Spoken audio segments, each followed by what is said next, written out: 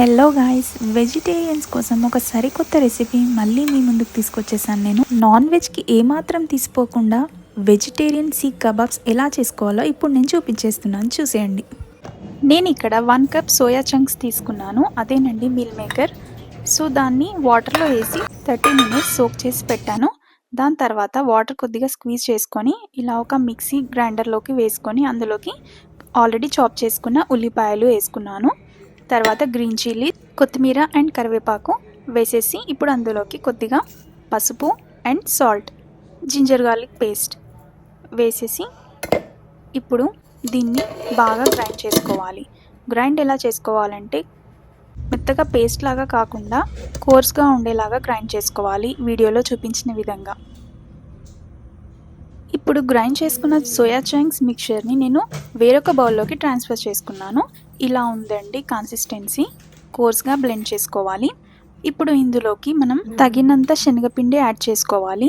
ఈ శనగపిండి ఎందుకు యాడ్ చేస్తున్నానంటే మనం ఇది సీక్ కబాబ్స్ చేసుకోవడానికి బైండింగ్ కోసం శనగపిండి యూజ్ చేయాలి. సో ఎంత కావాలో అంత మనం కన్సిస్టెన్సీ ఇలా చూసుకొని శనగపిండి కొద్ది కొద్దిగా యాడ్ చేసుకోవాలి.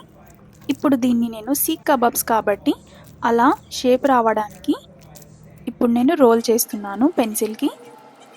సో ఇట్లా మంచిగా చేసుకున్న తర్వాత మనం కబాబ్ షేప్ వచ్చేస్తుంది. మిగతా అన్నిటిని కూడా ఇలాగే చూపించిన విధంగా చేసుకోవాలి. ఇప్పుడు నేను స్టవ్ పైన ఆయిల్ హీట్ చేశాను. హీట్ అయిన ఆయిల్లోకి ఇలా వేసేయాలి.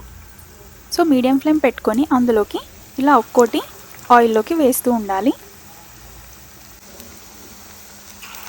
ఆయిల్ బాగా హీట్ అయింది. మీడియం ఫ్లేమ్లో పెట్టుకొని నేను ఒక్కో కబాబ్ని ఇలా వేస్తున్నాను ఆయిల్లో. సో ఇలాగే ఫ్రై చేసుకోండి అండ్ బోత్ సైడ్స్ మంచి గోల్డెన్ బ్రౌన్ కలర్ వచ్చే వరకు ఫ్రై చేసుకోవాలి. ఈ సీక్ కబాబ్స్ చికెన్ ఆర్ మటన్తో చేస్తే ఎలా ఉంటుందో సేమ్ అలానే ఉంటుంది. ఈ రెసిపీని నేను మన ఛానల్లో ఎవరైతే వ్యూవర్స్ వెజిటేరియన్ వాళ్ళు ఉన్నారో వాళ్ళ కోసం స్పెషల్గా చేస్తున్నాను, తప్పకుండా ట్రై చేయండి. అండ్ స్టిల్ మన ఛానల్ని ఎవరైతే సబ్స్క్రైబ్ చేసుకోలేరో వాళ్ళు సబ్స్క్రైబ్ చేసేసుకోండి please.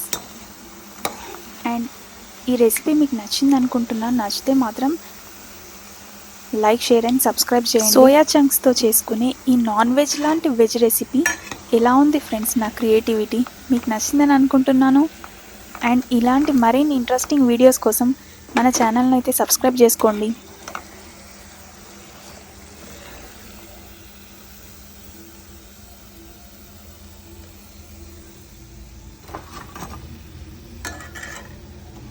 So guys, this is the final output. ఎలా ఉంది? సో మీరు తినలేరు కాబట్టి నేను తిని చూసి చెప్తాను ఎలా ఉందో. చూడ్డానికైతే బాగానే ఉంది. It turned out so yummy guys. అసలు ఇది చేసింది నేనేనా అనిపించింది నాకైతే. పైన క్రిస్పీగా అండ్ లోపల సాఫ్ట్గా చాలా బాగా వచ్చింది.